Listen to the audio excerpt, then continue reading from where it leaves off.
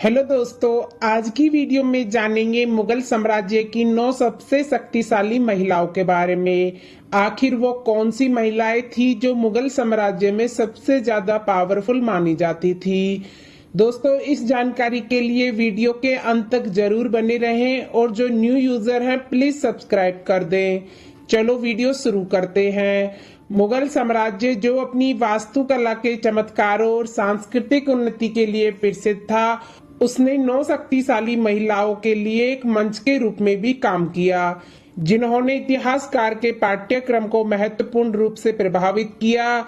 इन 9 महिलाओं ने, जिनमें से प्रत्येक ने अपने लचीलेपन और प्रभाव की अपनी कहानी बताई, मुख्य रूप से पुरुष प्रधान समाज में सत्ता की पेचीदारियों को संभाला। उनके योगदान में राजनीतिक, कला और सामाजिक सुधार शामिल थे, जो साम्राज्य की दिशा को आकार देने और इसकी सांस्कृतिक विरासत पर एक स्थायी प्रभाव छोड़ने की उनकी क्षमता को प्रदर्शित करते हैं। महारानी नूरजहां की चतुर राजनीतिक चालों से लेकर ज़ेब-निसा की साहित्यिक प्रतिभा तक उनका जीवन इतिहास के सबसे दुर्जय राजवंशों में से एक है। 9 महिलाओं द्वारा निभाई गई बारीक और आकर्षक अनदेखी की गई भूमिकाओं की एक झलक प्रदान करता है। नंबर 1 पर आती है महारानी नूरजहां। नूरजहां सम्राट जहांगीर की सबसे प्रभावशाली पत्नी थी और उन्हें अक्सर उनके शासनकाल के बाद के वर्षों के दौरान सिंहासन के पीछे की असली शक्ति माना जाता है। उनकी राजनीतिक सूझबूझ स्पष्ट थी, क्योंकि उन्होंने साम्राज्य पर प्रभावी रूप से शासन किया था और वह एकमात्र मुगल महारानी थी जिनके नाम पर सिक्के डाले गए थे।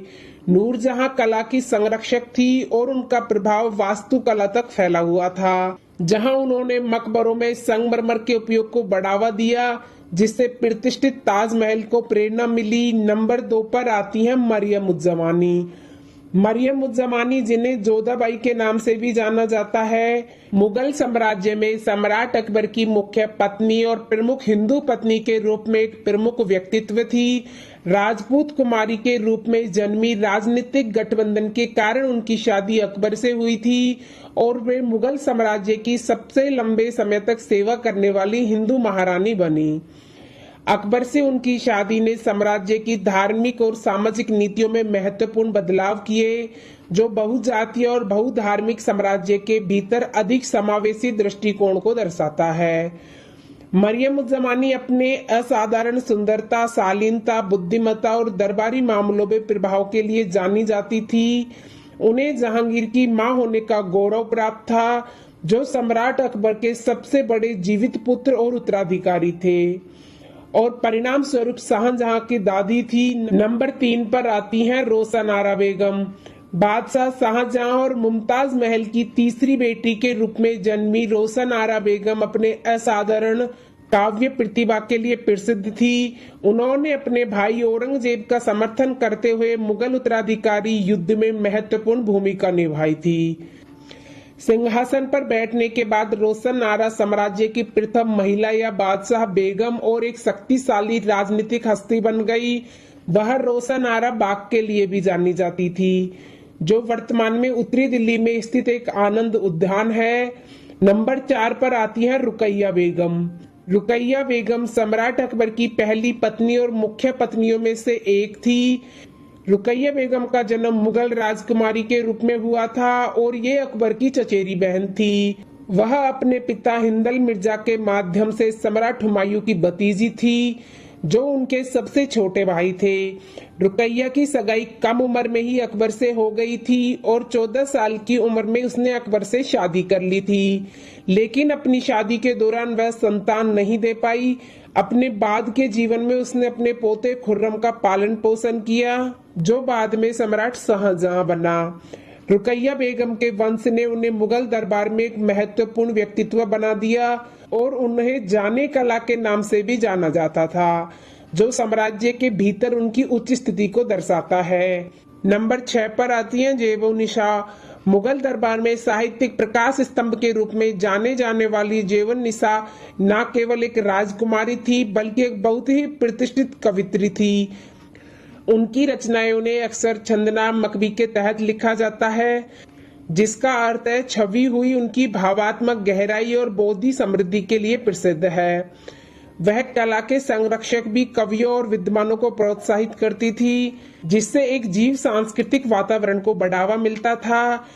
अपने शाही स्थिति के बावजूद उन्हें व्यक्तिगत चुनौतियों का सामना करना पड़ा, जिसमें उनके पिता द्वारा कारावास भी शामिल था, जिसने उनकी दृढ़ और उनकी कविताओं की शक्ति को उजागर किया। नंबर 7 पर आती हैं विल्कस मकानी।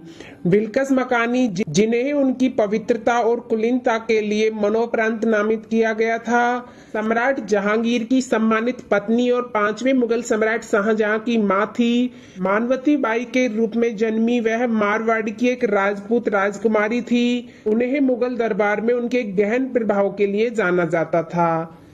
जहांगीर से उनका विवाह एक महत्वपूर्ण राजनीतिक गठबंधन था, जिसने मुगलों और राजपूतों के बीच संबंधों को मजबूत किया। वह शालीन और गरिमा वाली महिला थी और उनकी मृत्यु ने मुगल दरबार में राजपूत प्रभाव के पतन को चिन्हित किया। जहांगीर ने उन्हें विल्कस मकानी की उपाधि देकर उनकी स्मृति का सम्मान किया, जिसका अनुवाद पवित्र निवास की महिला है। नंबर 8 पर आती है हमीदा बानो बेगम। बादशाह अकबर की मां के रूप में हमीदा बानो बेगम का प्रभाव व्यक्तिगत से कहीं आगे तक फैला हुआ था। वह एक प्रमुख राजनीतिक हस्ती थी जो अपने बेटे को सलाह देती थी और साम्राज्य की जटिलताओं को समझने में मदद करती थी। उनकी बुद्धिमत्ता और कुटिल नीति कौशल ने अकबर के शासन को मजबूत करने वाली गठबंधन बनाने में महत्वपूर्ण भूमिका निभाई। नंबर 9 पर आती है महामंगा। महामंगा मुगल इतिहास में एक दुर्जय व्यक्तित्व वाली महिला थी। महामंगा अकबर की पालन मां और उनके शुरुआती शासनकाल के दौरान एक राजनीतिक सलाहकार थी। उन्होंने वास्तविक रिजेंट के रूप में काफी शक्ति का इस्तेमाल किया, जिससे दरबार की राजनीति और शासन पर प्रभाव पड़ा।